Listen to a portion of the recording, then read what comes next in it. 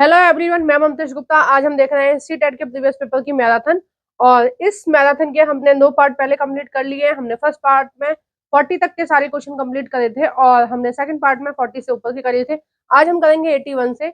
और आप लोगों को पता ही है कि ये जो हम मैराथन कर रहे हैं, ये कर रहे हैं हम एसएसटी सामाजिक विज्ञान यानी एसएसटी वाला पोर्शन कर रहे हैं। जैसे कि आपको पता ही है सीटेट में सीटेट में जो 60 नंबर का है वो पेपर 2 वाला जो है, जो 6 to 8 वाला जो पेपर होता है, उसमें जो 60 नंबर का होता है वो आता है आपका एसएसटी से रिलेटेड। और एसएसटी में आपके आते हैं 40 मार्क्स का आता है आपका कॉन्सेप्ट बेसिस यानी कि एनसीईआरटी से रिलेटेड, और 20 मार्क्स का आता है आपका पेडागोजी से रिलेटेड। तो पेडागोजी अभी हमने स्टार्ट करी नहीं है, अभी हमने केवल और केवल कॉन्सेप्ट बेस देख रहे हैं जो एनसीईआरटी से पूछे जाते हैं। ठीक है, और इसके बाद जो मैराथन आएगी, ठीक है, उसके बाद हम लेंगे आपकी पेडागोजी से रिलेटेड। ठीक है, अब 3-4 मैराथन जो आपको देखने को मिलेंगी वो पेडागोजी से ही रिलेटेड आपको देखने को मिलेंगी। और मैं आपको बताना चाहती हूँ कि अगर आपने अभी तक कुछ तैयारी में आपको ऐसा लग रहा है कि हाँ गड़बड़ लग रही है, या कुछ रिवीजन में गड़बड़ है, या कुछ ऐसा आपको लग रहा है और आपने एनसीईआरटी ठीक से नहीं पढ़ी है, ठीक है, अभी पेपर के कुछ दिन बाकी हैं, तो आप क्या कर सकते हैं, मैंने अपने यूट्यूब चैनल पर 6th, 7th और 8th क्लास की हिस्ट्री, ज्योग्राफी और पॉलिटी बहुत ही अच्छे से करा दी है। आपको पता ही है कि मैंने बहुत अच्छे से कराई है और उनके एमसीक्यू भी कराए हैं। तो हर प्लेलिस्ट 4 से 5 घंटे की है, ठीक है, इससे ज्यादा की नहीं है। 4-5 घंटे में आप तीनों क्लास की हिस्ट्री, तीनों क्लास की पॉलिटी और तीनों क्लास की ज्योग्राफी देख सकते हैं। ठीक है, ये साइड में जितनी भी प्लेलिस्ट है ये सभी मैंने कराई है। तो आप इन सभी प्लेलिस्टों को देखने के लिए क्या करेंगे, सबसे पहले मेरा यूट्यूब चैनल सब्सक्राइब करेंगे। यूट्यूब चैनल सब्सक्राइब करने के बाद आप यूट्यूब चैनल सब्सक्राइब करने के बाद आप व्यू द चैनल पर क्लिक करेंगे। उसके बाद प्लेलिस्ट वाले ऑप्शन पर क्लिक कर आप केवल और केवल इन तीनों क्लासेस की क्या देख लीजिए, प्लेलिस्ट देख लीजिए। ठीक है, 4 से 5 घंटे की है और एमसीक्यू वाली प्लेलिस्ट आपको देख लेनी है। ठीक है, अगर टाइम और ज्यादा है तो 4 से 5 घंटे में ही आपको क्या हिस्ट्री, ज्योग्राफी, पॉलिटी की थ्योरी भी देख सकते हैं। ठीक है, अगर आपको एमसीक्यू और भी स्पीड में रिविजन करने हैं तो मैंने इन सभी एमसीक्यू की प्लेलिस्ट की क्या बना दी है, पीडीएफ बना दी है।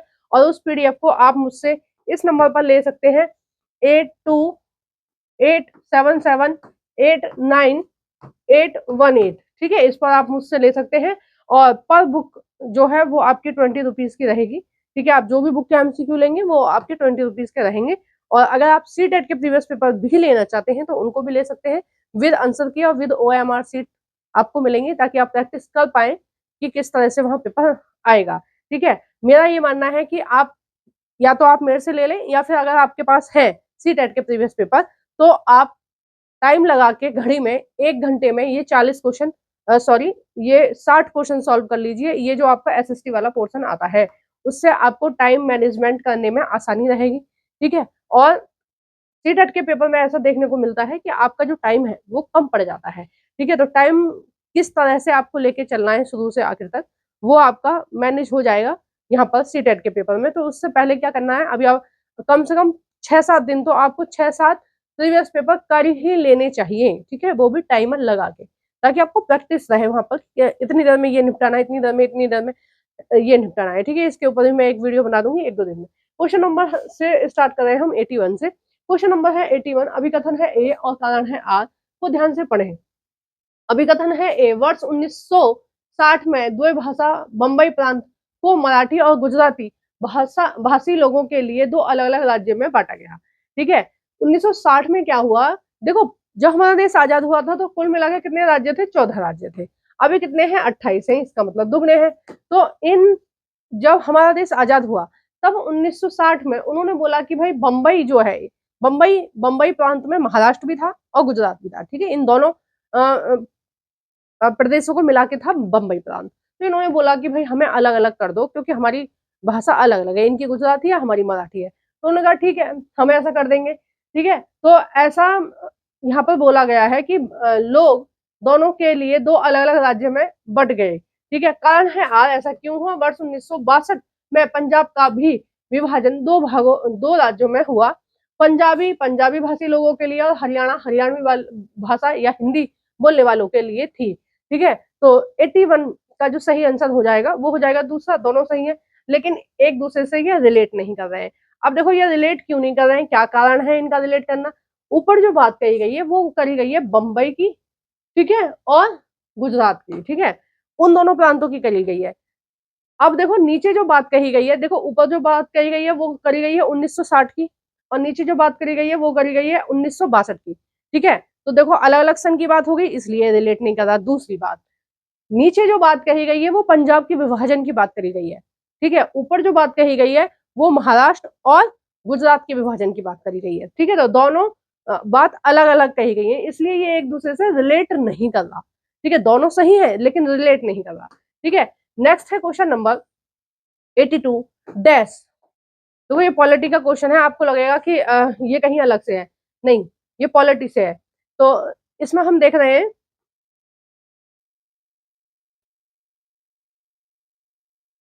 अच्छा ऊपर हो गया थोड़ा, इसमें हम देख रहे हैं डैश के कारण लद्दाख को छोटा तिब्बत भी कहते हैं। ए है भूगोलिक सीमीय, ठीक है, तो ये तो है नहीं कि तिब्बत की जो भूगोल है और इसकी लद्दाख की जो भूगोल है वो सेम है, नहीं, तिब्बत क्या है वो पठार है, लद्दाख क्या है, पठार नहीं है, लद्दाख पहाड़ है, ठीक है। बी है धार्मिक समानता, देखो दोनों में धार्मिक समानता है, क्या तिब्बत में भी बौद्ध धर्म वाले लोग ज्यादा रहते हैं और यहाँ पर लद्दाख में भी बौद्ध धर्म वाले लोग ज्यादा रहते हैं। एक जैसा खान पीन है, क्योंकि एक ही धर्म के लोग हैं तो एक जैसा खान पीन है, और भाषा भी लगभग समान समान सी है, ठीक है। तो इसका जो सही आंसर होगा वो होगा जिसमें ए नहीं होगा, ठीक है। एक इसमें नहीं है, ए दूसरे में नहीं है, तो दूसरा ही इसका सही आंसर हो जाएगा। नेक्स्ट क्वेश्चन हम देख रहे हैं 83। 7वीं शताब्दी के प्रारंभ में निम्नलिखित में से किस विचार पर लोगों ने सवाल उठाना शुरू किया था। 7वीं शताब्दी में किस विचार पर लोगों ने सवाल उठाए कि ये जो चीज है ये नहीं होनी चाहिए, ठीक है। तो इसका है पहला कि केवल मानव जाति जीवन के अंतिम अंततः चक्रों से गुजरती है, ठीक है। दूसरा है, दूसरा सवाल क्या था, सभी व्यक्ति जन्म के समय समान होते हैं, इस पर सवाल उठाना शुरू किया था 7वीं शताब्दी में। और तीसरा है व्यक्तिगत प्रयासों से पुनः जन्म के चक्र से छुटकारा पाया जा सकता है। या फिर जो फोर्थ है वो ये है कि सामाजिक विशेषाधिकार किसी भी जन्म का परिणाम नहीं है। इस बात का क्या मतलब है, 7वीं शताब्दी में लोगों ने बोला कि ये जो छुआछूत है ये नहीं होना चाहिए, ठीक है। ये जो आवाज उठी थी सबसे पहली बार 7वीं शताब्दी में उठी थी, उन्होंने बोला कि सामाजिक विशेषाधिकार किसी का जन्म का परिणाम नहीं है। सामाजिक विशेषाधिकार मतलब कि कोई इस जाति में पैदा हुआ है तो उसको ज्यादा सम्मान दिया जाएगा, कोई उस जाति में पैदा हुआ है तो उसको कम सम्मान दिया जाएगा, ठीक है। तो ये कब बोला गया, ये बोला गया 7वीं शताब्दी में। 7वीं शताब्दी में बोला गया कि सबको क्या होना चाहिए, इक्वल होना चाहिए, ठीक है। और ये जो बात 7वीं शताब्दी में उठी, आगे जाकर इसी क्वेश्चन ने, ये जो क्वेश्चन था ना सामाजिक विशेषाधिकार किसी जन्म का परिणाम नहीं है, कि जन्म ये निर्धारित नहीं कर सकता कि कौन किस जाति से है, कौन छोटा है कौन बड़ा है, ठीक है। ये जो बात थी आगे जाकर इसी ने बौद्ध धर्म को जन्म दिया, आगे जाकर इसी ने जैन धर्म को जन्म दिया, ठीक है। और आगे जाकर जो बौद्ध धर्म और जैन धर्म का विस्तार हुआ वो इसी वजह से हुआ, ज्यादातर उन लोगों ने किया जिनको यहाँ पर, ठीक है, हिंदू धर्म में जिनको सामाजिक न्याय नहीं मिल रहा था, या उनको ऐसा लग रहा था कि उनको कम समझा जाता है दूसरे लोगों को, दूसरे लोगों से, इसी की वजह से वो लोग क्या कर रहे थे, उन्होंने क्या किया, अपना धर्म परिवर्तन किया कि हम धर्म परिवर्तन करके हम इस ये जो सामाजिक विचारधारा है हम इससे छुटकारा पा सकते हैं। बिल्कुल सही है, क्योंकि ये जो जातिगत व्यवस्था है ये केवल हिंदुओं में ही होती है, ठीक है, और ये बौद्ध धर्म में और जैन धर्म में नहीं है। तो इसलिए ज्यादातर जो कन्वर्जन हुए वो उन्हीं लोगों ने करे जो इस बात से सहमत नहीं थे, ठीक है, कि जातियों में बांटा जाए, ठीक है। जो जाति विरोधी लोग थे, जो जातियों में बंटना नहीं चाहते थे, ठीक है, जो जातियों का विरोध कर रहे थे, तो उन्होंने क्या किया, उन्होंने बौद्ध धर्म अपना लिया। अब जो लोग सफर कर रहे थे यहाँ पर उन्होंने बौद्ध धर्म अपनाया है, ठीक है, बाकी लोगों ने नहीं। क्वेश्चन नंबर है 84। पृथ्वी के चारों ओर फैली वायु की पतली परत को हम वायुमंडल कहते हैं, ठीक है। वायुमंडल की कितनी परतें हैं, 5। पहली क्षोभमंडल, ठीक है, जिसमें तूफान, बारिश, आंधी, ये सारी प्रक्रियाएं होती हैं। दूसरी है समताप मंडल जिसमें एरोप्लेन उड़ाए जाते हैं, ठीक है, और उसमें ही क्या होती है, ओजोन की परत। तीसरी है मध्यमंडल, इसमें उल्कापिंड जलकर नष्ट हो जाते हैं। और चौथी है इस आपकी बाह्य मंडल, ठीक है, जिसमें सैटेलाइट वगैरह लगी होती है। और 5वीं है आपकी बहिर्मंडल।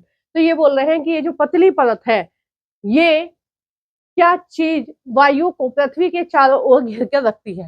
ठीक है, जैसे हम आसमान से अगर पृथ्वी को देखते हैं तो वो गोल दिखाई देती है, लेकिन हम यहाँ पर रह रहे हैं तो हमें ये फ्लैट दिखाई दे रही है। तो ऐसा क्यों, ऊपर से गोल क्यों दिखाई देती है? क्योंकि इसके आसपास क्या है, वायुमंडल है। ठीक है, वायुमंडल इन सब की वजह से क्या दिखाई देती है, ये गोल दिखाई देती है। तो वायुमंडल किसकी वजह से है?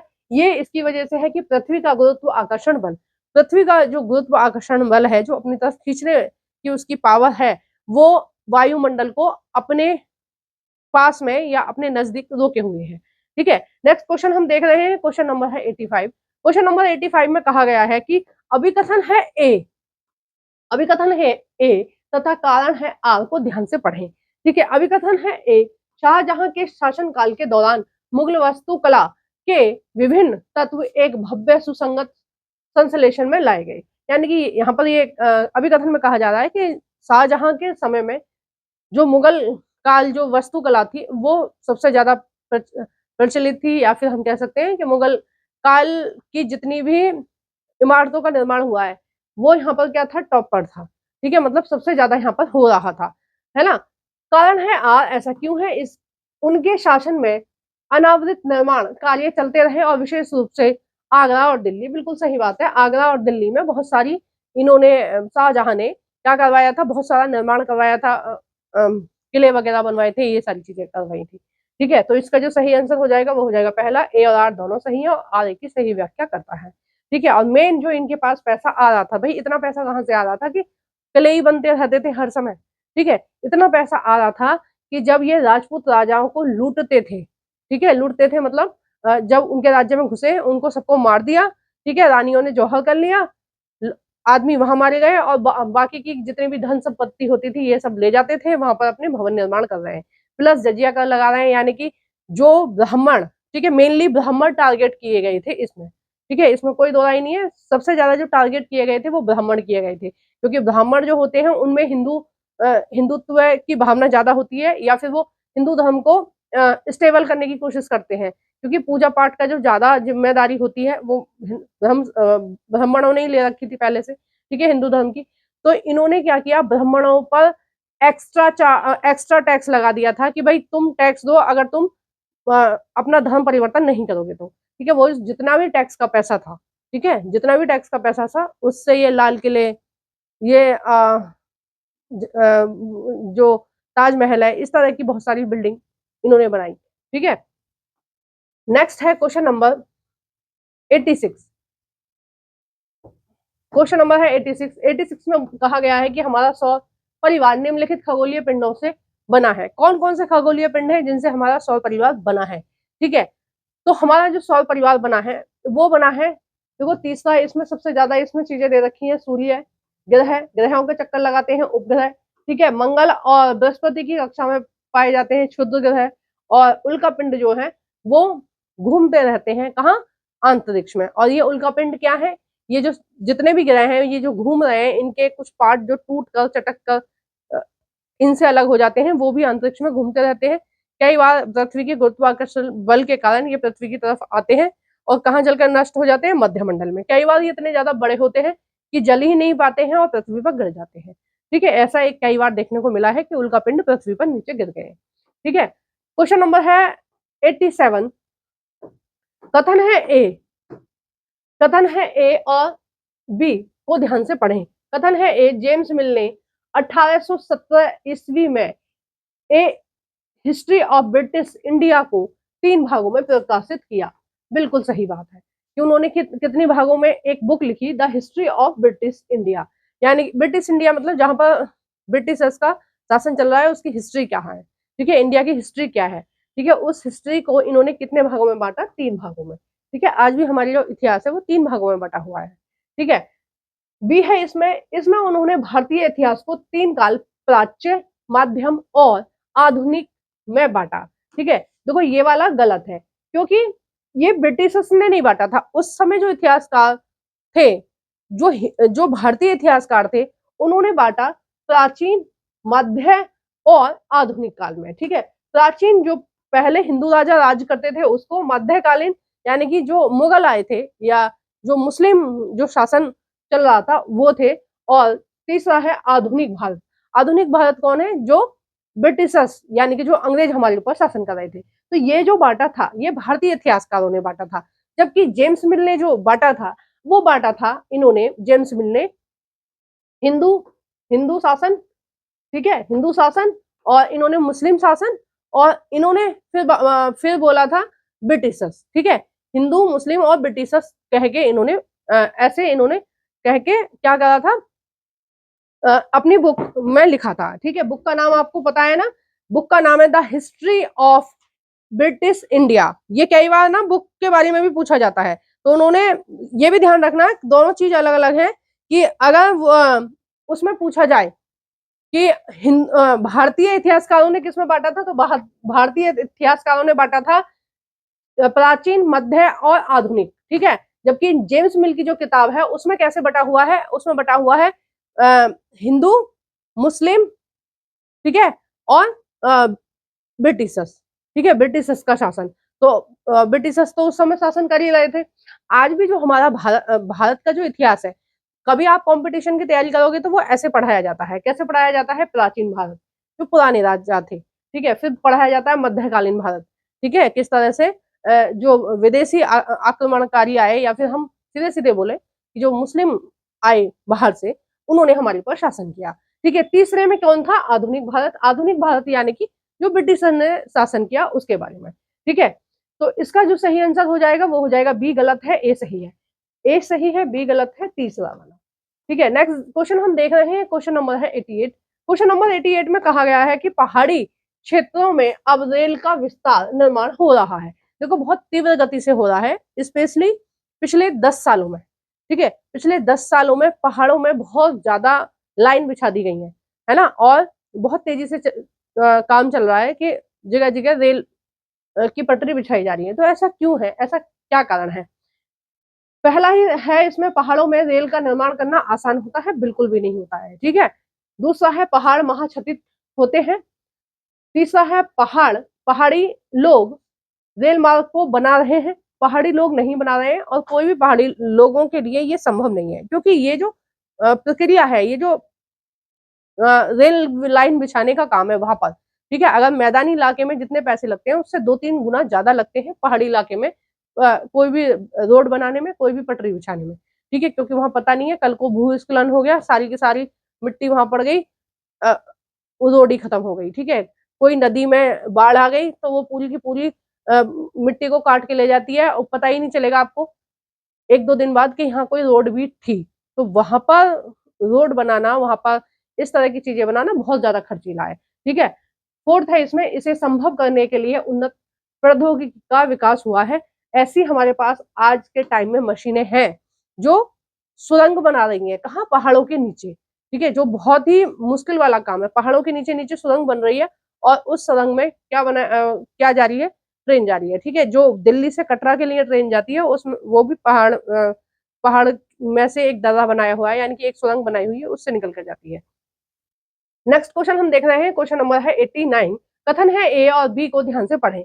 ए है 1770 में बंगाल में एक भयानक अकाल ने लगभग 1 करोड़ लोगों को मार डाला था, ठीक है, बिल्कुल सही बात है। उस समय लगभग 1/3 आबादी बंगाल की मर गई थी, ठीक है। बंगाल का मतलब ये नहीं है जो आज का पश्चिम बंगाल है, मैं उसकी बात कर रही हूँ, ठीक है। उस समय जो बंगाल था, उस बंगाल में बांग्लादेश भी था, पश्चिम बंगाल भी था, बिहार भी था, झारखंड भी के भी कुछ इलाके थे, ठीक है। तो ये वो जो बंगाल था वो काफी बड़ा इलाका था। तो बंगाल का मतलब आप पश्चिम बंगाल नहीं समझेंगे। जब भी यहाँ इतिहास में बंगाल की बात करी जा रही है, ब्रिटिशर्स बंगाल की बात करी जा रही है, यानी कि जहां पर अंग्रेज शासन कर रहे थे, जो उन्होंने अपना एक प्रांत बनाया था बंगाल, ठीक है। तो बंगाल की बात हो तो आप समझ जाना बांग्लादेश भी है, और उसमें पश्चिम बंगाल भी है, उसमें बिहार भी है, उसमें झारखंड के भी कुछ इलाके हैं, ठीक है। हो सकता है उड़ीसा के भी कुछ इलाके रहे हो उस टाइप से, ठीक है। तो अच्छा बड़ा था। अगर बम्बई प्रांत की बात हो रही है तो आप ध्यान रखना, ना केवल बम्बई, जो आज का बम्बई है, केवल उसकी बात नहीं हो रही है। अगर बम्बई की बात हो रही है तो उसमें गुजरात भी शामिल है, बम्बई भी शामिल है, और महाराष्ट्र भी शामिल है, ठीक है।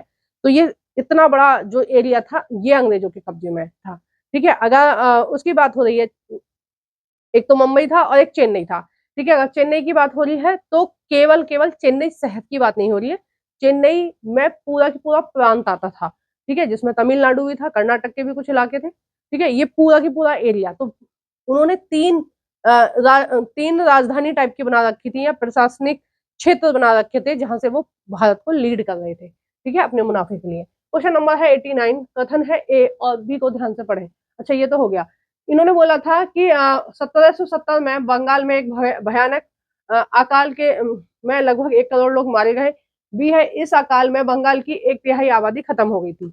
तो ये क्या हो जाएगा, ये दोनों ही सही है, ठीक है। 89 का क्या हो जाएगा, पहला। क्वेश्चन नंबर है 19 में बोला गया है भारतीय उपमहाद्वीप में गंगा ब्रह्मपुत्र बेसिन की व्याख्या करने वाले कथनों का चयन करें, ठीक है। भारतीय उपमहाद्वीप में गंगा और ब्रह्मपुत्र के जो बेसिन है, गंगा ब्रह्मपुत्र का बेसिन का मतलब क्या हो गया, गंगा और उसकी सहायक नदियां, ब्रह्मपुत्र और उसकी सहायक नदियां। अगर गंगा या और ब्रह्मपुत्र बेसिन की बात हो रही है तो उत्तराखंड में गंगा है, यूपी में गंगा है, बिहार में गंगा है, पश्चिम बंगाल में, ठीक है। एक गंगा की सहायक नदी है, कौन सी, यमुना। तो यमुना की भी कुछ सहायक नदियां हैं जो कुछ मध्य प्रदेश से आई हैं, ठीक है। एक दो कहाँ से निकली हैं, राजस्थान से भी आई है, ठीक है। तो बहुत बहुत सारी नदियां गंगा की और यमुना की सहायक नदियां, और ये किस क्षेत्र में बह रही हैं, यूपी, बिहार, पश्चिम बंगाल, मध्य प्रदेश, ठीक है, और कुछ इलाके उसके भी हैं, और हरियाणा भी है इसी में, ठीक है, इसमें पंजाब भी है। तो ये पूरा की पूरा एरिया जहां पर ये सारी नदियां बह रही हैं, ठीक है। अब ब्रह्मपुत्र की बात करेंगे तो अरुणाचल प्रदेश, असम, ठीक है, वहां से होते हुए आ रही है, और वहां से इसकी बहुत सारी सहायक नदियां भी हैं ब्रह्मपुत्र की भी। तो गंगा ब्रह्मपुत्र की बात करें तो पूरी की पूरी एक पट्टी हो जाती है भारत में, ठीक है, कहाँ से, पंजाब से और अरुणाचल प्रदेश तक। तो उस एरिया की जो जलवायु है वो कैसी है, मिट्टी कैसी है, उसके बारे में इन्होंने बोला है। ए है, इस प्रदेश में शंकुधारी वन मिलते हैं, शंकुधारी वन नहीं मिलते हैं, ठीक है। शंकुधारी वन कैसे होते हैं, जैसे क्रिसमस ट्री होता है ना, इस तरह के होते हैं शंकुधारी वन। शंकुधारी वन कहाँ मिलते हैं, जहाँ बर्फ पड़ती है, इसलिए पत्ती भगवान ने ऐसी बनाई है कि यहाँ से बर्फ गिरेगी और यहाँ से फिसल जाएगी, ठीक है, इसलिए ये इस टाइप का होता है, तो ये नहीं होगा। बी है, यह बेसिन उपोष्ण में स्थित है, बिल्कुल सही बात है। उपोष्ण में स्थित है यानी कि कर्क रेखा के ऊपर है, ठीक है। कर्क रेखा मकर रेखा के ऊपर कौन सा आता है, उपोष्ण आता है, ठीक है। सी है, इस क्षेत्र की जलवायु मुख्यतः मानसूनी है, बिल्कुल सही बात है, ठीक है। यहाँ जो बारिश होती है वो मानसून की वजह से होती है, मानसून कब आता है, जून में। डी है, बेसिन क्षेत्र में विभिन्न प्रकार की स्थलाकृति है, ये भी सही है, देखो प्लेन भी है और मतलब मैदानी इलाके भी हैं, पठार भी है, ठीक है। झारखंड में छोटा नागपुर का पठार है, ठीक है, वहां से भी एक नदी आई है, सोन नदी, वो भी गंगा की सहायक नदी है। और देखो इसमें वो भी है, पहाड़ पर्वत भी हैं, अरुणाचल प्रदेश और असम के जो पहाड़ है, ठीक है, वो भी इसमें शामिल है। तो इसमें विभिन्न प्रकार की स्थलाकृति है, ठीक है। तो इसका जो सही आंसर हो जाएगा वो होगा जिसमें ए नहीं होगा, तो दूसरे में ए नहीं है, दूसरा ही इसका सही आंसर हो जाएगा। क्वेश्चन नंबर है 91, स्त्री पुरुष तुलना नामक पुस्तक की रचना निम्नलिखित में से किस सुधारक द्वारा लिखी गई, की गई, ठीक है। पहला है इसमें पंडिता रमाबाई, दूसरा है वीर शिवलिंगन पंतलु, और तीसरा है ताराबाई शिंदे, और चौथा है ईवी स्वामी नायकर, ठीक है। तो 91 का जो सही आंसर हो जाएगा वो हो जाएगा ताराबाई शिंदे। और ताराबाई शिंदे ने इस बुक में बोला है कि पुरुष और महिला, ठीक है, दोनों में समाज में इतना अंतर क्यों होता है, ठीक है। कुछ चीजें समाज में महिलाओं के लिए क्यों फिक्स कर दी गई है, क्योंकि उस टाइम पर महिलाएं पढ़ती नहीं थी, उस टाइम पे महिला दूसरी शादी नहीं कर सकती थी, उस समय महिला को अपने पति को परमेश्वर मानकर ही अपना पूरा जीवन यापन करना होता था। तो ये बात उन्होंने यहाँ पर बोली है कि ऐसा अंतर क्यों, ठीक है। और ये अंतर भगवान ने नहीं किया, ये समाज ने कराया, तो समाज ने इतना अंतर क्यों किया है, ठीक है। और इसमें ये जो ईवी स्वामी नायकर थे, ये हिंदू धर्म के कट्टर आलोचक थे, रामायण की कट्टर आलोचक थे, ठीक है। और ताराबाई शिंदे के बारे में बता दिया। और ये पंडिता रमाबाई जो थी, इन्होंने एक वृद्धा आश्रम खोला था, क्योंकि जब ये विधवा हुई तो इन्होंने ये समझ पाई कि महिलाओं की कितनी समस्या है जो विधवा हो जाती हैं। और इनको पंडिता इसलिए बोला जाता है क्योंकि उस समय महिलाएं पढ़ती लिखती नहीं थी, ठीक है। तो जो रमाबाई थी उन्होंने अपने मम्मी पापा से पढ़ना सीख लिया था अपने घर में, ठीक है। और इतना अच्छा इनको संस्कृत आता था कि इन्होंने संस्कृत में बाद में बुक्स भी लिखी, ठीक है। तो इसलिए इनके नाम के आगे क्या लगाया गया, पंडिता लगाया गया, ठीक है। नेक्स्ट क्वेश्चन देख रहे हैं, क्वेश्चन नंबर है 92।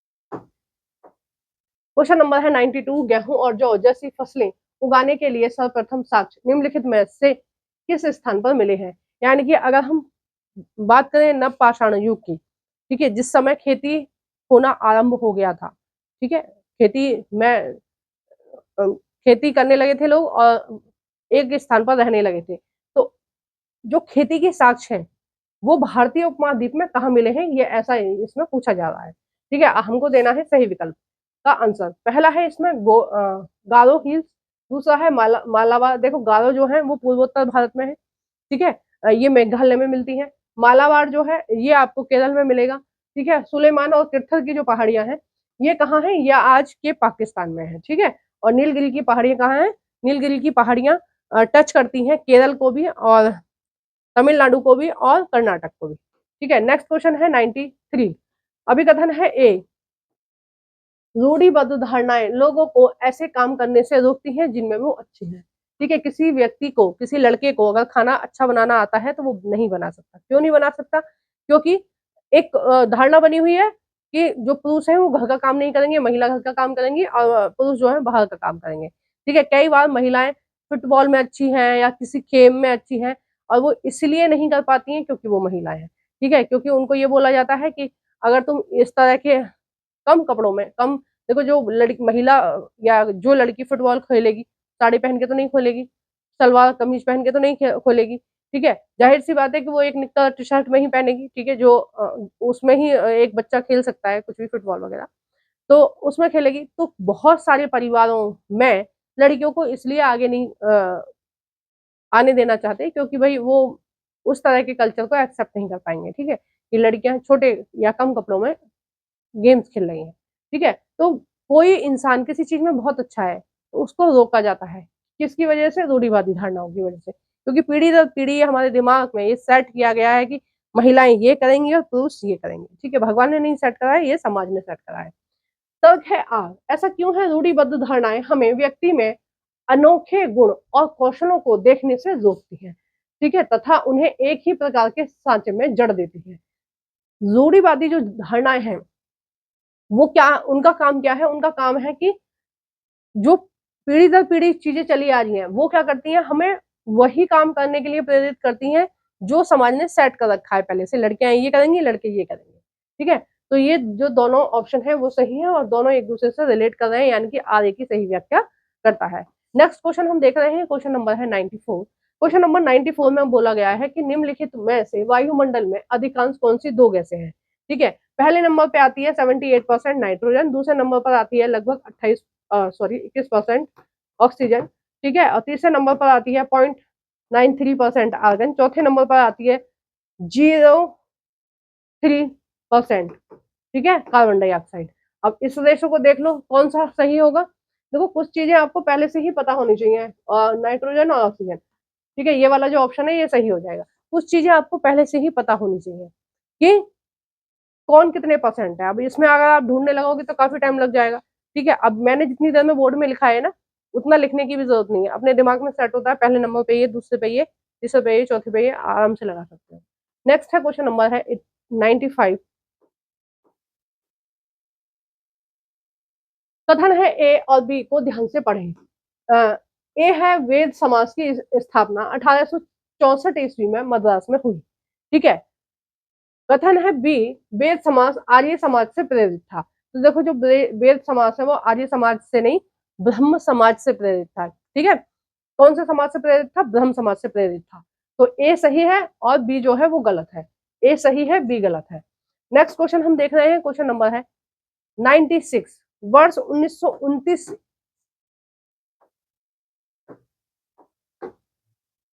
वर्ष 1929 में बाल विवाह निषेध अधिनियम पारित किया गया। इस अधिनियम के अनुसार पुरुष और महिलाओं के लिए शादी की न्यूनतम आयु क्रमश रखी गई थी। देखो 1929 से पहले जो ब्रह्म समाज बना था उसमें भी उन्होंने महिला और पुरुष की आयु निर्धारित करी थी।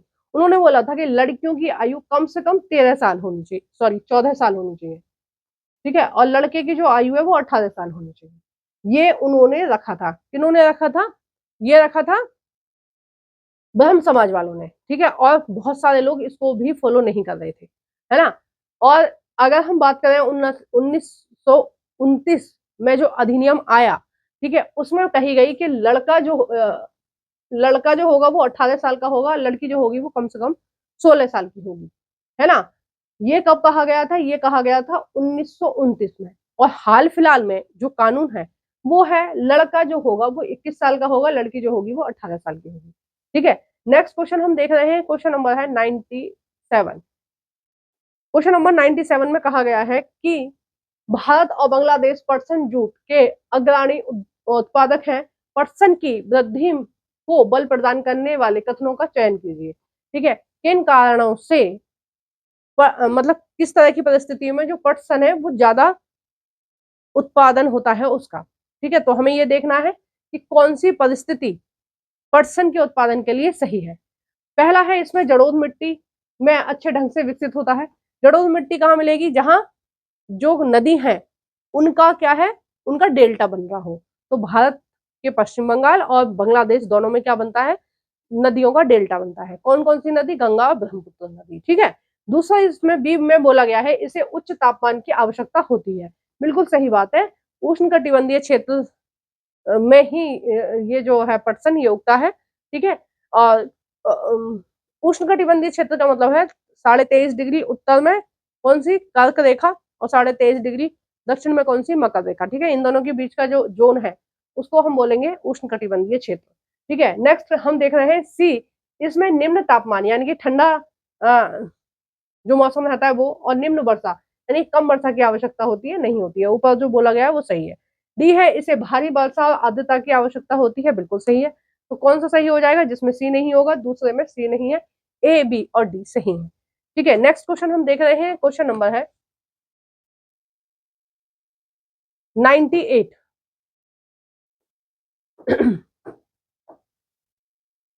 सॉरी, क्वेश्चन नंबर है 98। 98 में बोला गया है पवन सड़क पर गिरी सूखी पत्तियों को उड़ाती है, ठीक है। पवन क्या करती है? यानी कि जब हवा चलती है, ठीक है, जब पवन चलती है तो रोड पे जो पत्तियां हैं उन्हें गिराती है, उड़ाती है। अब देखो यहाँ तक तो ये क्वेश्चन कोई मतलब है नहीं इसका। यहाँ से है इस क्वेश्चन का मतलब पवन कैसे बहती है, ठीक है। पवन कैसे बहती है?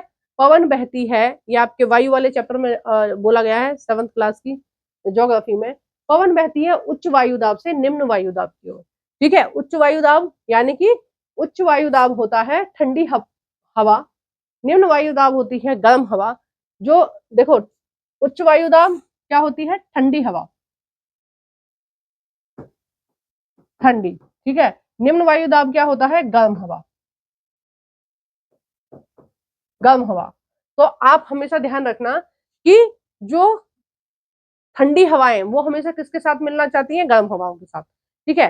तो उच्च वायुदाब में क्या होता है? ठंडी हवाएं होती हैं, भारी होती हैं, हमेशा नीचे की तरफ, उनकी जो दिशा होती है वो नीचे की तरफ होती है, ठीक है, नीचे बैठना चाहती हैं वो। और निम्न वायुदाब में क्या होती है? गर्म हवाएं होती हैं, वो हमेशा ऊपर की तरफ उठती हैं, ठीक है। तो जब भी गर्म वायु होगी वो ऊपर उठेगी। अब जब वो ऊपर उठ गई तो नीचे वाली जगह खाली हो गई ना, तो ठंडी वाली जगह घेर लेती है आके, ठीक है। ये इस तरह का सर्कुलेशन चलता रहता है कि यहाँ ठंडी है और यहाँ गर्म है। गर्म वाली ऊपर उठ गई, ठंडी वाली ने आके गर्म वाली का जगह घेर लिया, ठीक है। कुछ देर बाद फिर वो गर्म हो जाती है उस स्थल पर आकर, तो फिर वो ऊपर उठने लगती है। और फिर वो गर्म वाली है, फिर वो घूमती हुई कहाँ चली जाती है? ठंडे इलाके में।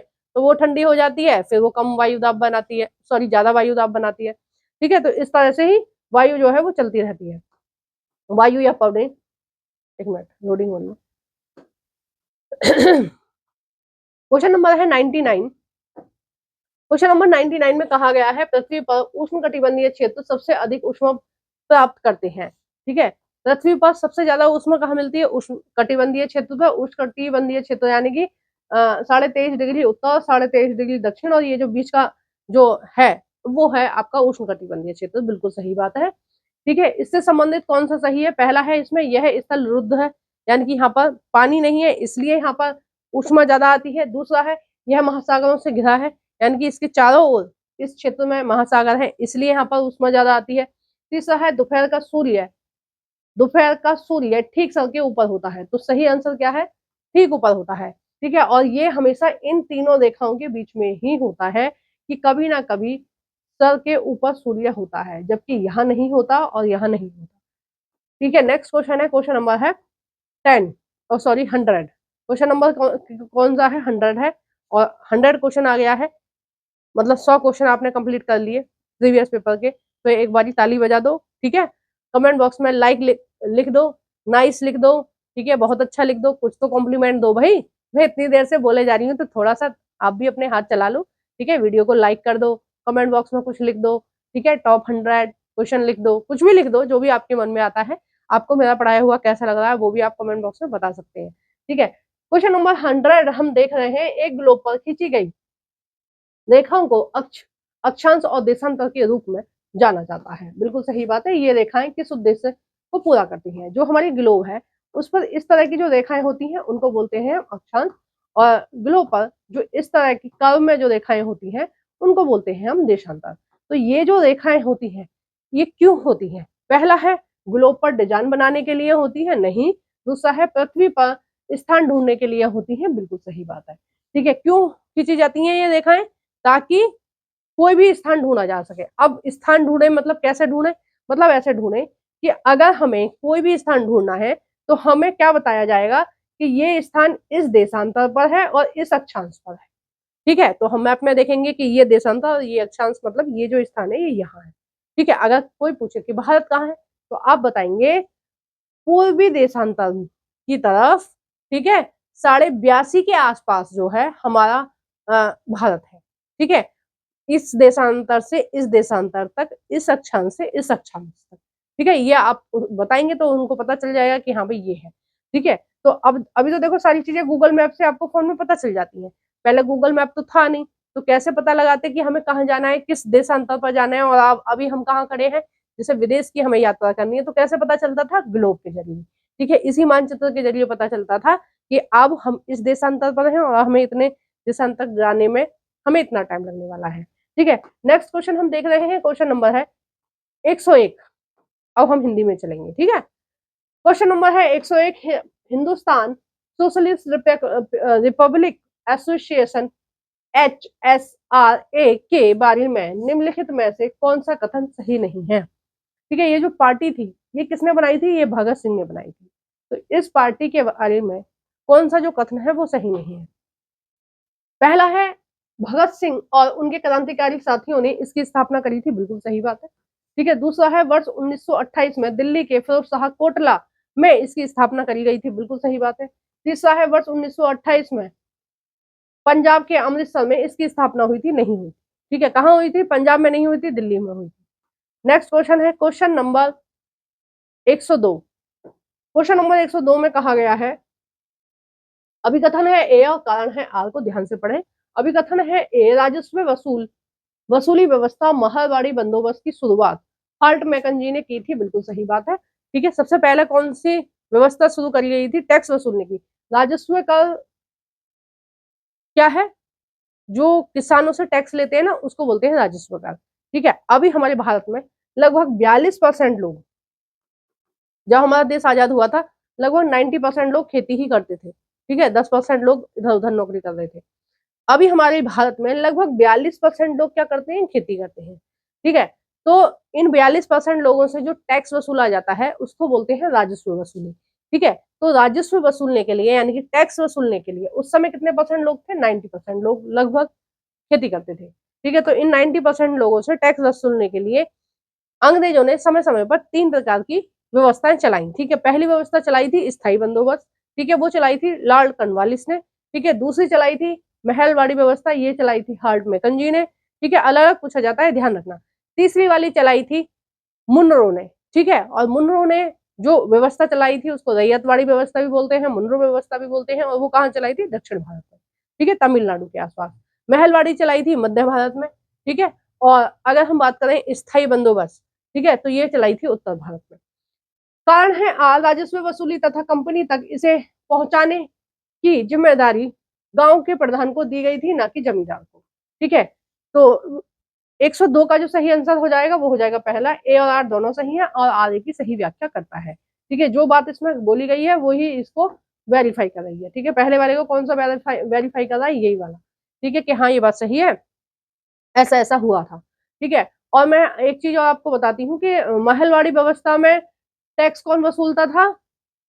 टैक्स वसूलने की जिम्मेदारी थी गांव के प्रधान की, ठीक है। स्थायी बंदोबस्त में टैक्स वसूलने की जिम्मेदारी थी जमींदार की, ठीक है। और उसमें रैयतवाड़ी व्यवस्था में इन लोगों को बीच में नहीं लगाया था। इस बार अंग्रेजों ने बोला कि ये जो टैक्स है ये वसूलते नहीं है ठीक से, बीच में ही खा लेते हैं कुछ, या फिर किसानों पर रहम खा के छोड़ देते हैं कि किसी की बकरी मर गई, किसी की भैंस मर गई, चलो कोई बात नहीं, इस बार टैक्स कम दे दो, ठीक है। तो ये एक्सक्यूज बहुत देते हैं। तो अब के क्या करेंगे, अंग्रेजों ने बोला कि हमारे लोग डायरेक्ट इनसे वसूलेंगे, तो उस व्यवस्था को क्या बोला गया, रैयतवाड़ी व्यवस्था, ठीक है। तो इसका जो ऑप्शन सही है कौन सा, पहला। नेक्स्ट क्वेश्चन हम देख रहे हैं, क्वेश्चन नंबर है 103। निम्नलिखित में से कौन सा कथन वर्तमान समय के संसाधन उपलब्धता के संदर्भ में सतत पोषणीय विकास में सहायक है, ठीक है। सतत पोषणीय विकास क्या होता है कि संसाधनों को हम इस तरीके से यूज करें कि वो लॉन्ग टाइम तक चलें, ठीक है। कैसे, जैसे थोड़ा सा लोहा आज निकाल लिया हमने, ठीक है, अब थोड़ा सा लोहा हमारी जनरेशन को भी होना चाहिए, हमारे बच्चे होंगे तो भाई वो भी तो कुछ मशीन वगैरह बनाएंगे, उनको भी तो चाहिए। तो इस तरह से काम चलता रहे। ये जो विकसित देश है कौन सा, चीन है, अमेरिका है, रूस है, ये क्या करते हैं, अपने देश के संसाधनों को कम निकालते हैं, ठीक है, दूसरे देश के संसाधनों को खरीदते रहते हैं। अपने देश के संसाधनों को कम निकालते हैं, अपनी मिट्टी में से लोहा, सोना, कोई भी चीज कम निकालते हैं। ये जब निकालते हैं जब विदेशों में कोई चीज महंगी हो जाए तब, नहीं तो क्या करते हैं, ये सस्ते रेटों पर दूसरे दूसरे देशों से खरीदते रहते हैं और अपने सोर्सेज को नहीं निकालना है। क्यों नहीं निकालना है, ये सोच रहे हैं कि हम पूरी दुनिया के सोर्स खत्म कर लें और अपने जमा के रख लें, ठीक है। 100-150 साल बाद क्या होगा, दुनिया में सोर्सेज की कमी हो जाएगी, ठीक है, लोहे की, पीतल की, इन सारी चीजों की, और अपने देश के भंडार भरे पड़े रहेंगे। या तो हम तब बेच देंगे अपने देश के भंडारों को, यानी कि हमारी आने वाली 2-3 पीढ़ी के बाद क्या रहेगा, हमारा देश हमेशा अमीर ही रहेगा। और ये जो टेक्निक है ये बिल्कुल सही है। कैसे सही है, अफ्रीका के जितने भी देश हैं वो सारे गरीब हैं। क्यों गरीब हैं, कि जैसे हमारे देश में अंग्रेज शासन करने आए और बहुत सारी खदानें खोदी और यहाँ से लोहा, सोना, हीरा सब कुछ ले गए, ठीक है, उसी तरह से ये अफ्रीका में गए। और आज भी ये काम कर रहे हैं अफ्रीका में। यूरोप की कुछ कंपनियां क्या कर रही हैं कि वहां से खनिज को निकाल ले रही है, ठीक है, सारे खनिज को निकाल ले रही है और निकाल निकाल के कहाँ ले जाएंगे, अपने देश। वो बेचारे अशिक्षित लोग हैं, उनको पता नहीं है कि उनके देश में से सारी चीज निकाल निकाल के ये ले जा रहे हैं। तो इन्होंने वहां से निकाल कर अपने देश को तो संपन्न बना लिया और उन बेचारों को भूखा मरने के लिए छोड़ दिया। अफ्रीका महाद्वीप की आधी आबादी ऐसी है जो गरीब है, आधी से ज्यादा, ठीक है। और लगभग 30-40% लोग ऐसे हैं जिनको 3 टाइम का खाना नहीं मिलता टाइम से, ठीक है। अगर कुपोषण की बात करें तो सबसे ज्यादा अफ्रीका में है। और अफ्रीका एक ऐसा महाद्वीप है जहां प्रॉपर बारिश होती है, प्रॉपर अच्छी, वहां पर क्या है, जलवायु है, सब कुछ अच्छा है, उसके बाद भी वो लोग बेचारे परेशान है। क्यों है, क्योंकि उनको पता ही नहीं है और उनके सोर्सेस को निकाल निकाल के अंग्रेज जो है पहले से भी निकाल रहे हैं, अब भी निकाल रहे हैं, निकाल निकाल के ले जा रहे हैं, ठीक है। तो ये लोग क्या करते हैं, अपने सोर्सेस को बचा लेते हैं ताकि आने वाली पीढ़ी में काम आए, है ना। उसी तरह से यहाँ पर ये बोला गया है सतत पोषण विकास में कि सोर्सेस जो हैं, जो हमारे संसाधन हैं, उनको हम इतना कम कम यूज करें कि आने वाली कई पीढ़ी के लिए दिक्कत ना हो, ठीक है। जैसे प्लास्टिक है, प्लास्टिक का यूज करना चाहिए, ऐसा नहीं है नहीं करना चाहिए, लेकिन हमें क्या करना चाहिए, उसको रिसाइकिल कर लेना चाहिए, ठीक है। जैसे प्लास्टिक की बोतल में आप पानी पीते हो तो आप इधर उधर ना फेंकें, ठीक है, जो डस्टबिन है उसमें डालें। उससे क्या होगा कि जैसे आपने रेलवे स्टेशन पर उसमें पानी पिया और आपने इधर उधर फेंक दी, उधर उधर मत फेंको, जहां डस्टबिन है वहां डालो। जो डस्टबिन में से कूड़ा कलेक्ट करने के लिए आएंगे वो उन बोतलों को निकाल लेंगे, दोबारा रिसाइकिल करके तुमको दोबारा मिल जाएगी वो प्लास्टिक। तो रिसाइकिल करना चाहिए ज्यादा से ज्यादा चीजों को, ताकि देश में संसाधनों की कमी ना आए, ठीक है। तो यही बात यहाँ पर बोली गई है कि सतत पोषण विकास में कौन सी चीज सहायता करती है। ए है संसाधनों की खपत को घटाना, कि खपत हम कम करें, यानी कि कम यूज करें संसाधनों का, इससे क्या होगा, सतत पोषणीय विकास होगा, बिल्कुल सही है, ठीक है। बी है संसाधनों के उपयोग में वृद्धि नहीं करनी है। सी है संसाधनों का पुनः चक्रण, ठीक है, चक्रण के लिए टाइम देना है, यानी कि हम कम कम इस्तेमाल कर रहे हैं, इतनी देर में वो और बन जाते हैं, ठीक है। चौथा है वस्तुओं का पुनः उपयोग, यानी कि रिसाइकिल करो, ठीक है। यानी कि आपके घर में जो प्लास्टिक वगैरह है ना, ऐसी वेस्ट मत कर दो, कोशिश करो कि उसको कबाड़े वाले को बेच दो, ठीक है। अगर आप कबाड़े वाले को बेचोगे तो वो कबाड़े क्या है, रिसाइकिल होकर लोहा लोहा प्योर कर लेंगे बाद में वो, प्लास्टिक को प्योर कर लेंगे, पीतल को प्योर कर लेंगे और फिर उन चीजों से ही दूसरी चीज बनाई जाएंगी। ठीक है, तो सही आंसर कौन सा होगा जिसमें बी नहीं होगा? बी किसमें नहीं है? पहले में नहीं है। नेक्स्ट है क्वेश्चन नंबर 104। क्वेश्चन नंबर 104 में बोला गया है पेरियार पुनम एक तमिल कृति हमें किसके बारे में जानकारी देती है? पहला है राजा और रानियों के बारे में जानकारी देती है, दूसरा है विद्वानों और कवियों के बारे में जानकारी देती है, तीसरा है साधारण पुरुष और महिलाओं के बारे में जानकारी देती है, चौथा है सिपाही और सैन्य जर्नलों के बारे में जानकारी देती है। तो जो कृति है पेरिया पूर्णम वो देती है हमें जानकारी साधारण स्त्री और पुरुषों के बारे में। ठीक है, उस समय किस तरह के स्त्री और पुरुष हुआ करते थे, किस तरह का समाज हुआ करता था, उसके बारे में। क्वेश्चन नंबर है 105। 105 क्वेश्चन में बोला गया है क्या चीज किसी वस्तु या पदार्थ को संसाधन बनाती है? यानी कि कौन, हम कैसे बोलें कि कौन सी चीज क्या है? संसाधन है। ठीक है, तो किस चीज की वजह से कोई भी वस्तु संसाधन बनती है? पहला है शुद्धिकरण करके, दूसरा है उपयोगिता और प्रयोज्यता, तीसरा है इसमें निष्कर्ष और चौथा है इसमें वस्तु की खोज। तो सही आंसर कौन सा हो जाएगा? हो जाएगा दूसरा। ठीक है, उपयोगिता और प्रयोज्यता। ठीक है, कौन सी चीज कितनी ज्यादा प्रयोग की जा रही है, यूज में आ रही है, वो चीज क्या बनाती है? उसको संसाधन बनाती है। ठीक है, अब जैसे पानी बोतल है, पानी की जो बोतल है उसमें आपने पानी पिया। ठीक है, कुछ बोतल ऐसी होती है बहुत ही हल्की होती है, एक दो बारी पानी पी पाओगे फिर वो बेकार हो जाएगी। ठीक है, पानी पिया और आपने फेंक दिया। ठीक है, 5 10 10 रुपए की जो छोटी छोटी बोतल आती है वो। ठीक है, अब वो किसी काम की है नहीं, आपकी पानी पी लिया आपने फेंक दिया, तो वो जो संसाधन है वो कम कीमती है। और स्टील की बोतल है आपके पास, आपने पानी पिया, आप फेंक दोगे? फेंक ही नहीं सकते, क्योंकि आपको पता है कि इस ये जो है वो खराब नहीं होएगा लॉन्ग टाइम तक, स्टील है। ठीक है, और ये आप सालों साल इसको यूज कर सकते हो।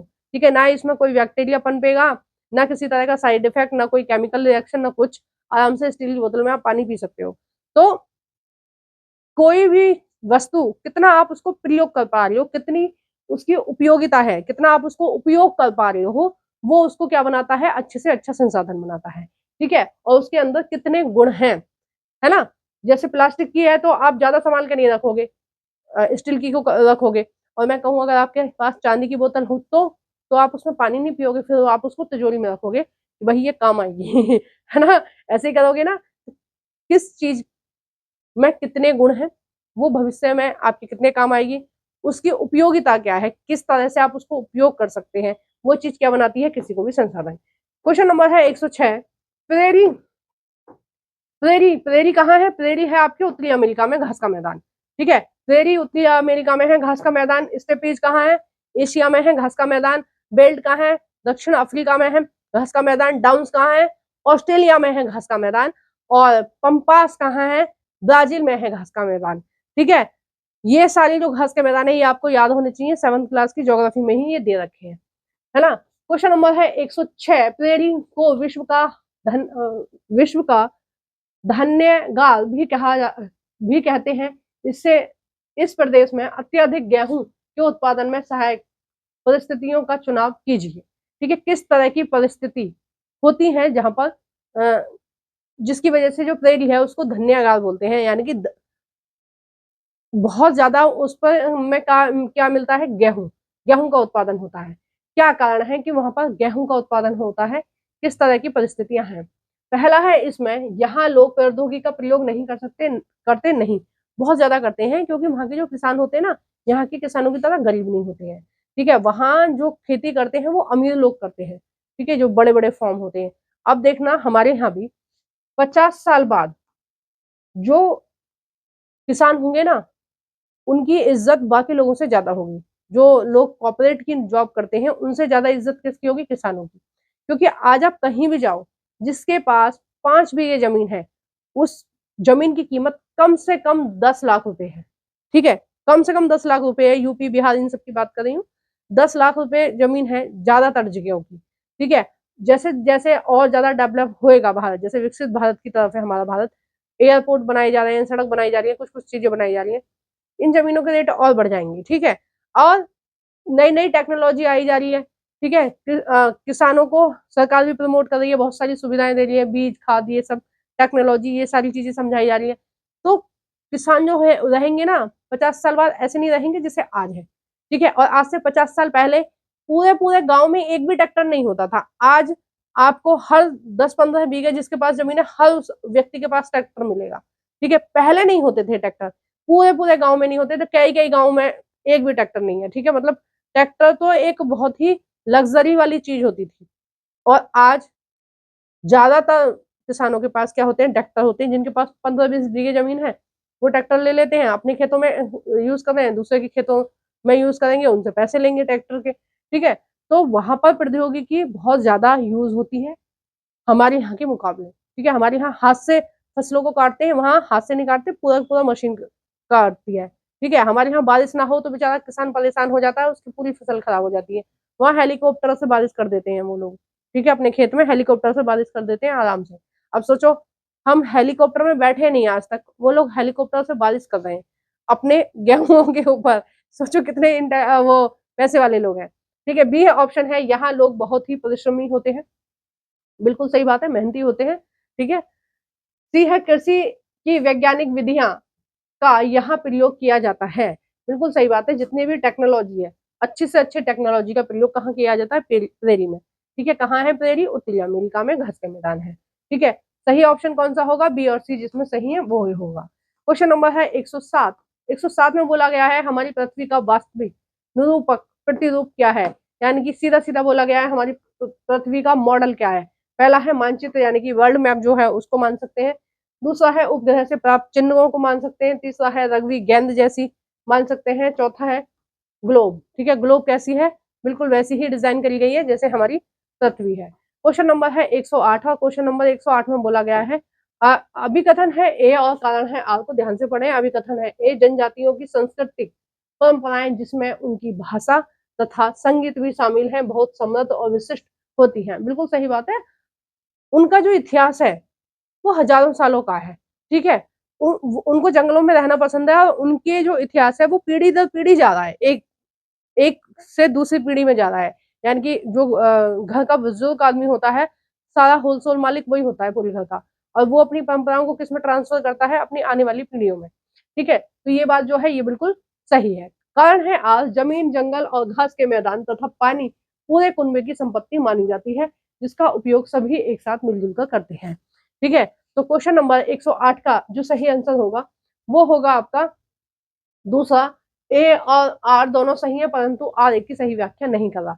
अब व्याख्या क्यों नहीं कर रहा भाई, व्याख्या इसलिए नहीं कर रहा कि ऊपर इनकी संस्कृति और परंपराओं के बारे में बताया गया है। ठीक है, नीचे बताया गया है कि ये सारी चीजें आपस में बांट लेते हैं।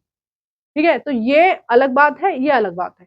संस्कृति के बारे में ही कोई लाइन दी होती तो बिल्कुल सही होता, लेकिन यहाँ पर इन्होंने संस्कृति के बारे में बोला, यहाँ इन्होंने कुछ अलग चीजें बोली है।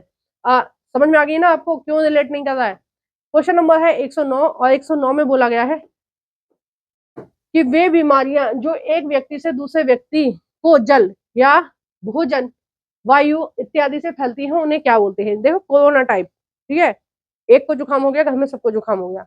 कोरोना के बाद से ये बीमारी हो गई है कि एक बीमार हो जाए घर में, थोड़े थोड़े सभी बीमार हो जाते हैं। ठीक है, आप भी नोटिस करके देखना, आपने नोटिस करा होगा पिछले 3-4 साल में क्या होता है, कोई एक को जुकाम होएगा, फिर दूसरे को होएगा, फिर तीसरे को होएगा, फिर घर में पूरे में हो जाएगा। ठीक है, हल्का हल्का सा बुखार हो जाएगा सबको, है ना। इस तरह की बीमारियां चल रही हैं। तो इस तरह की जो बीमारियां होती हैं, जो पानी, भोजन या वायु के जरिए एक दूसरे में फैलती हैं, उनको क्या बोलते हैं। पहला है अनुवांशिक बीमारी। अनुवांशिक बीमारी वो होती है जो पिता से पुत्र में आ रही है।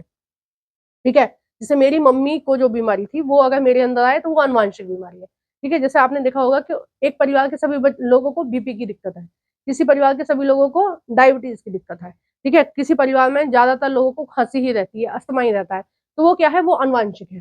दूसरा है संरचनीय बीमारियां। ठीक है, और तीसरा है उपार्जित बीमारियां भी कहते हैं। चौथा है जन्मजात बीमारियां। जन्मजात मतलब जन्म के साथ ही कुछ बीमारियां हम में आ रही है।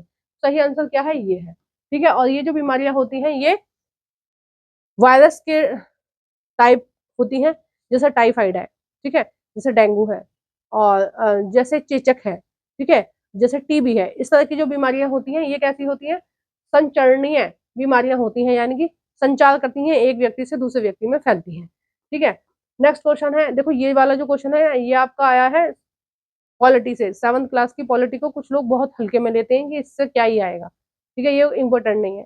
उसके सेकंड चैप्टर में से आई है, स्वास्थ्य वाला जो चैप्टर है। क्वेश्चन नंबर है 110। अभिकथन है ए और कारण है आर को ध्यान से पढ़ें। अभिकथन है ए, दादा भाई नौरोजी जो कि भारतीय राष्ट्रीय कांग्रेस के बड़े नेता थे, कभी भी भारतीय राष्ट्रीय कांग्रेस के अध्यक्ष नहीं बने। बिल्कुल गलत बात है, 3 बार अध्यक्ष बने थे। कारण है आर, वह व्यवसायी और प्रचारक थे। बिल्कुल सही बात है, वे लंदन में रहते थे और कुछ समय के लिए ब्रिटिश यानी कि इंग्लैंड की संसद में भी थे। बिल्कुल सही बात है, इन्होंने लिखी थी एक पुस्तक the poverty of level of poverty, ठीक है, यानी कि भारत भारत भारत जो देश है उसकी अर्थव्यवस्था के बारे में इन्होंने लिखा था कि भारत जो है वो और ज्यादा गरीब होता जा रहा है। क्यों होता जा रहा है? क्योंकि धन की निकासी हो रही है, ठीक है। जो अंग्रेज हैं वो अपने देश से लाते कुछ नहीं है लेकिन ले जाते हैं बहुत सारा कुछ, ठीक है। तो यहाँ से संसाधनों को ले जा रहे हैं वहां, इसकी वजह से क्या हो रहा है, भारत गरीब हो रहा है। भारत की के लोगों की आंखें खोली थी और एक बड़ा योगदान हम मान सकते हैं आजादी में कि इन्होंने बताया लोगों को कि तुम गरीब पे गरीब हो जा रहे हो क्योंकि ये सब कुछ लेके जा रहे हैं हमारे भारत से, ठीक है। हम देखो जब आजादी की लड़ाई की बात आती है ना, जब हम कहते हैं हमारा देश किसने आजाद कराया, तो हमारा सबसे पहला हमारे मुंह से क्या निकलता है, महात्मा गांधी, ठीक है। सबसे पहले हमारे मुंह से क्या निकलता है, जवाहरलाल नेहरू। सबसे पहले हमारे मुंह से क्या निकलता है, भीमराव अम्बेडकर जी, ठीक है। ये 4-5 नाम है, इन्हीं को हम लेते हैं। लेकिन हमें हर एक उस व्यक्ति को ध्यान रखना चाहिए जिन्होंने निस्वार्थ भाव से इस देश की सेवा करी। दादा भाई नौरोजी जैसे इंसान, ठीक है, जो आराम से लंदन में सेटल थे, वहां की संसद में भी वो काम कर रहे थे। मतलब कितने पहुंचे हुए आदमी होंगे कि लंदन की संसद में काम करते हैं, वो पहुंचे हुए आदमी होएगा ना कोई, ठीक है, जो उस समय लंदन की संसद में काम कर रहा था। आज भी जो संसद में रहते हैं किसी भी देश की संसद में, एक अच्छा उनका वर्चस्व होता है उस देश में, अच्छी खासी उनकी पैसे वगैरह होते हैं उनके पास।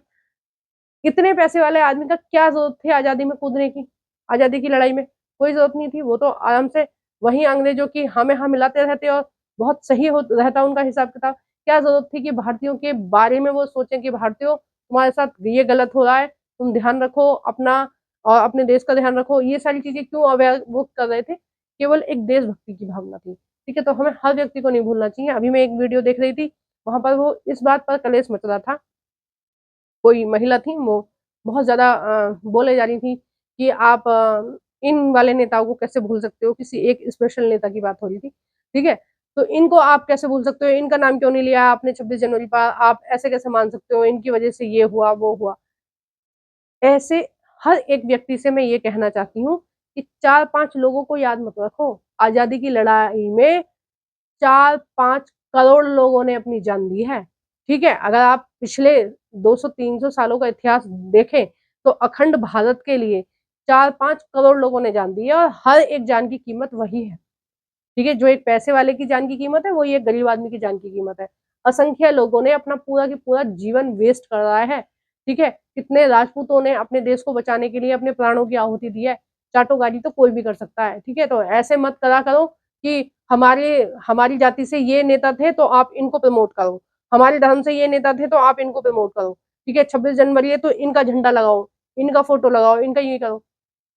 4-5 नाम याद रखने से आपको ऐसा लग रहा है कि इन्होंने आजादी दिलाई है, ठीक है। जो लोग जीवित रह गए आपने उनका नाम याद रखा, ठीक है। ये कुछ 4-5 नाम है जो आपको हमेशा याद रहते हैं, जो आजादी की लड़ाई के बाद जीवित रहे। आप उनको कैसे भूल जाते हो जो मर गए। सुभाष चंद्र बोस पूरे जीवन अपना दे दिया देश के लिए, आप कोई उनके लिए नहीं लड़ता। बड़े आश्चर्य की बात है, कोई नहीं बोलता कि आजाद हिंद फौज बनाई, ठीक है, उनका नाम क्या है, सरदार भगत सिंह का नाम कहाँ है, ठीक है। उनके फोटो के लिए कोई नहीं लड़ेगा। इन 3-4 लोग बना रखे हैं कि ये हैं, ये हैं, इस पार्टी से बिलोंग करते हैं, इस धर्म से बिलोंग करते हैं, इस जाति से बिलोंग करते हैं, तो इनको इनको आप हर चीज में लेके आओ। तो ये गलत है, ठीक है। उन लोगों के साथ गलत है जिन्होंने अपने प्राणों की आहुति दे दी। आप उनको याद रखते हो जो बाद में भी उन्होंने राज किया, शासन किया, ठीक है, सत्ता में थे, ठीक है, संविधान की सभा में थे। आप उनको याद रख रहे हो जो संविधान की सभा में थे। आप उनको कैसे भूल सकते हो जिन्होंने अपने प्राण दे दिए, ठीक है। और एक आध नहीं थे, 4-5 करोड़ लोगों ने जान दी देश की आजादी के लिए। क्वेश्चन नंबर है 111। अभिकथन है ए और कारण है आर। इसमें बोला गया है अभिकथन ए में प्रारंभिक स्तर पर सामाजिक विज्ञान का शिक्षण महत्वपूर्ण है। सामाजिक विज्ञान बच्चों को पढ़ाया जाना चाहिए, ये बात सही है, ठीक है। 1-2 क्वेश्चन इसमें पेडागोजी के आ गए, नुकसान नहीं करेंगे, पढ़ लो इनको भी, ठीक है, पेपर में तो आएंगे ही ना। पेडागोजी भी तो आएगी पेपर में, तो इनको भी पढ़ लो, कोई बात नहीं, नुकसान नहीं करेंगे। ये 2-3 क्वेश्चन जो है ये बीच में पेडागोजी के आ गए हैं। कारण है आर, वह बच्चे को सामाजिक मामलों के प्रति संवेदनशील बनाता है। कौन बनाता है? सामाजिक विज्ञान। तथा उसमें भिन्नता एवं विविधता के लिए सम्मान विकसित करता है। क्योंकि एनसीईआरटी में बार बार इस चीज पर इंगित किया जा रहा है कि इन लोगों के साथ बेईमानी हुई, उनके साथ अत्याचार हुआ, ये हुआ, सारी चीजों को ध्यान दिलवाया जा रहा है बार बार बच्चों को। तो क्या है, बच्चों में ये सारी जो भावनाएं ये विकसित होंगी। और सामाजिक विज्ञान हमें इसलिए पढ़ाना चाहिए। ठीक है, क्यों पढ़ाना चाहिए? इसलिए पढ़ाना चाहिए। नेक्स्ट है क्वेश्चन नंबर है 112। तर्क और अभिकथन दे रखा है। अभिकथन है ए, भारत के गांव से किसानों के कई आत्महत्या के मामले दर्ज किए गए हैं। ठीक है, भारत के कई सारे गांवों में ऐसा देखने को मिलता है कि जो किसान है वो आत्महत्या कर लेते हैं। ठीक है, आज भी करते हैं कई लोग। अब लगातार 2-3 साल से फसल खराब ही हो रही है, तो वो बेचारे क्या ही खाएंगे, क्या ही करेंगे, तो वो आत्महत्या कर लेते हैं कर्जे के दबकर। ठीक है, कर्जे में दबकर। कारण है आर, मानसून का अभाव है। मानसून का अभाव है यानी कि टाइम पर बारिश नहीं होती है। और कर्ज यानी कि ऋण चुकाना पाने में असक्षम हो जाते हैं। और किसानों में दुख का यही कारण बनता है। ठीक है, तो ये बात बिल्कुल सही है। और देखो, इसके लिए कहीं काफी हद तक, देखो इसका जो सही आंसर हो जाएगा वो हो जाएगा पहला, ए और आर दोनों सही है, आर की सही व्याख्या करता है।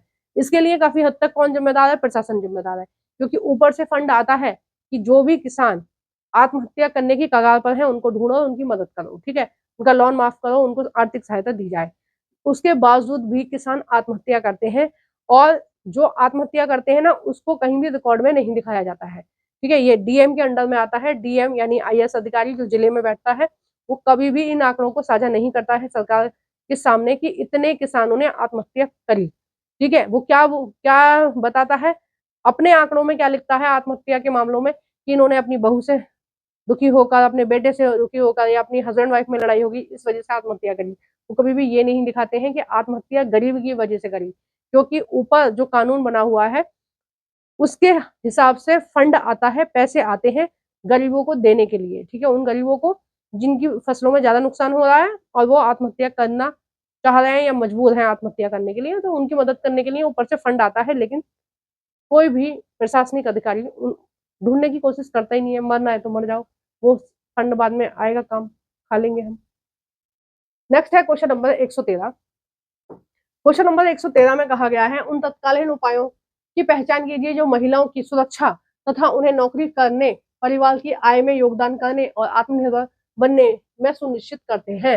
यानी कि वो सारी बातों की पहचान करनी है जो एक महिला को मोटिवेट कर रहे हैं कि भाई जाओ, आप कमाने जाओ, परिवार की आय बढ़ाओ। ठीक है, अपनी पहचान बनाओ और उनको सुरक्षा प्रदान कर रहे हैं। तो कौन सी चीज है जो महिलाओं को सुरक्षा प्रदान कर रही है, मोटिवेट कर रही है, सहयोग कर रही है कि तुम बाहर नौकरी करो? ठीक है यार, ऐसी कोई चीज करती नहीं है, पर फिर भी आप देख लो। पहला है बाल बाड़ियों का प्रावधान। बाल बाड़ियों का प्रावधान यानी कि क्रैच की सुविधा दी गई है कि जो महिलाएं कहीं भी जॉब करती हैं उनको प्राइवेट कंपनी क्रैच की सुविधा देंगी। ठीक है, अगर किसी कंपनी में 33 महिलाएं नौकरी कर रही हैं तो उनको क्रैच की सुविधा दी जाएगी। तो प्राइवेट कंपनी का दिमाग खराब है कि 33 महिलाओं को वो रखेंगे अपने यहाँ। वो 10 या 20 महिलाओं को रखते हैं जो जो इस नियम के दायरे में आएंगी नहीं, तो उन्हें क्रच की सुविधा देनी नहीं पड़ेगी। वो क्रच की सुविधा क्यों देने लगे? देनी है तो सरकार दे। ठीक है, फ्री में दे रही है तो प्राइवेट कंपनी कर भी देंगी व्यवस्था। प्राइवेट कंपनी अपने सर पर टीका क्यों फोड़ेंगी? ठीक है, बी है, देखो ये प्रावधान आया है, ये बात बिल्कुल सही है, प्रावधान आया है, ऐसा कहीं मेरे को देखने को मिला नहीं है। ठीक है, मैंने कहीं न्यूज में नहीं सुना कि प्राइवेट कंपनी ने या किसी भी सरकारी कंपनी ने या किसी भी सरकारी संस्था ने क्रैच की सुविधा महिलाओं को दी हो। ठीक है, नहीं दी है। बी है, संसद में महिलाओं के लिए सीटों का आरक्षण। ये बिल्कुल सही बात है, 1/3% महिलाओं को आरक्षण दिया गया है संसद में, राज्य की विधानसभाओं में और ग्राम सभाओं में। ठीक है, सी है, व्यवसायिक सुरक्षा का प्रावधान। ठीक है, कि व्यवसाय करने के लिए कुछ सुरक्षा प्रदान करी जाती है। डी है, रात की पाली यानी कि अगर नाइट ड्यूटी महिला कर रही है के लिए लेने जाने की सुविधा, यानी कि एक कैब वगैरह की सुविधा हो कि महिला जा रही है तो उसके लिए कैब का प्रबंधन करा जाए। तो ऐसा भी है नियमों में। तो ये सारे के सारे बस नियम ही है। ठीक है, ये क्या है? ये सारे के सारे बस नियम ही है, कभी इन पर काम नहीं किया गया है। तो 113 का जो सही आंसर हो जाएगा देखो ये जो आंसर दिया गया है ये उस टाइम के हिसाब से दिया गया है जिस टाइम का ये प्रीवियस पेपर है। ठीक है, आंसर में इन्होंने दिया है ये दूसरा वाला। ये जो संसद में महिलाओं को आरक्षण दिया गया है ये दिया गया है 2023 या 24 में आया है। ठीक है, ये पेपर पुराना है तो इसलिए ये अपडेट नहीं है। तो वैसे क्या है, ये सारे की सारे जो ऑप्शन है वो सही है। ठीक है, ऐसा आप मान सकते हो। तो इसका जो सही आंसर हो जाएगा वो हो जाएगा फोर्थ। ए बी सी और डी सभी सही है।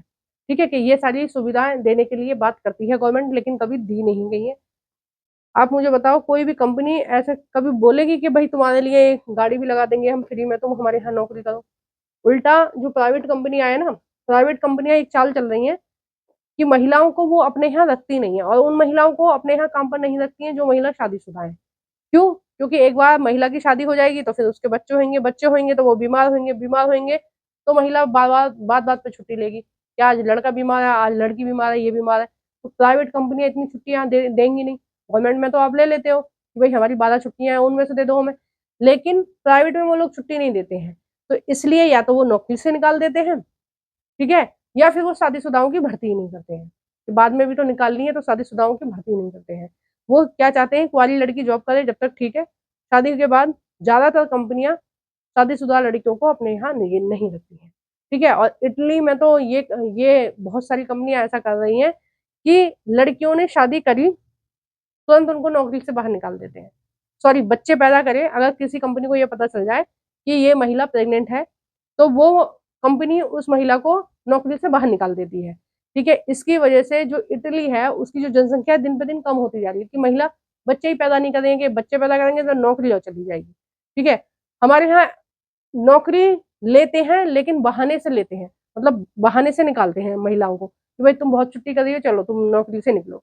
ठीक है, और देखो छुट्टी करना स्वाभाविक है, महिलाओं की अपनी अपनी भी बहुत सारी समस्याएं होती हैं, अपनी भी, बच्चों की, घर की, परिवार की। ठीक है, तो छुट्टियां उनको मिलनी चाहिए ज्यादा, लेकिन प्राइवेट कंपनी क्यों नहीं देंगी? सरकार तो दे रही है, तो सरकारी विभाग में महिलाएं फिर भी काफी दिन तक काम कर पाती हैं, काफी दिन तक मतलब पूरा ही जीवन काम कर पाती हैं। और प्राइवेट सेक्टर में देखोगे तो 30-40 साल से मुश्किल है, 30 साल तक, 35 साल तक ही काम करती है, उसके बाद प्राइवेट कंपनी खुद ही निकाल देती है कि भाई ये बहुत छुट्टी ले रही है। क्वेश्चन नंबर है 114, निम्नलिखित में से कौन से कथन परिप्रश्न उपागम के संबंध में सही है? ठीक है, परिप्रश्न उपागम के संबंध में कौन सा जो प्रश्न है वो सही नहीं है? क्वेश्चन नंबर है 114 में बोला गया है, ऑप्शन है ए, यह समस्या को सुलझाने की क्षमता को प्रोत्साहित करते हैं। ठीक है, बी में बोला गया है यह साक्ष्यकत्व और मूल्यांकन करने के तरीकों का पता लगाने में मदद करते हैं। कौन से परिप्रश्न जो होते हैं? ठीक है, सी है शिक्षिका अधिगम की गति को तय करते हैं। डी है यह एक जल्दी से सीखने का तरीका है।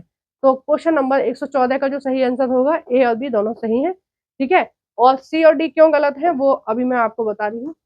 सी और डी गलत है, क्यों गलत है? क्योंकि सी में बोला गया है शिक्षिका अधिगम की गति तय करती है। अधिगम की गति कोई भी शिक्षक नहीं तय कर सकता, वो बच्चे पर डिपेंडेंट करती है कि बच्चा कितनी देर में किसी भी चीज को सीख पा रहा है। ठीक है, डी इसमें बोला गया है यह एक जल्दी से सीखने का तरीका है। जल्दी से सीखने का तरीका नहीं है, बार बार आप क्वेश्चन करोगे, बच्चे आपसे क्वेश्चन करेंगे, आप बच्चों से क्वेश्चन करोगे, तो भाई उसमें टाइम खर्च होगा, क्योंकि फिर क्वेश्चन तो हो रहे हैं, उनके आंसरों के जवाब, क्वेश्चनों के जवाब भी तो देने पड़ेंगे। अब देखो ये सारे के सारे पेडागोजी से ही रिलेटेड आ गए हैं, पेडागोजी हम करेंगे ही। चलो फिर हम इनको एक मिनट देख लेते हैं कौन कौन से हैं पेडागोजी से रिलेटेड। मुझे लगा एक दो क्वेश्चन होंगे, ये तो कई सारे क्वेश्चन होंगे।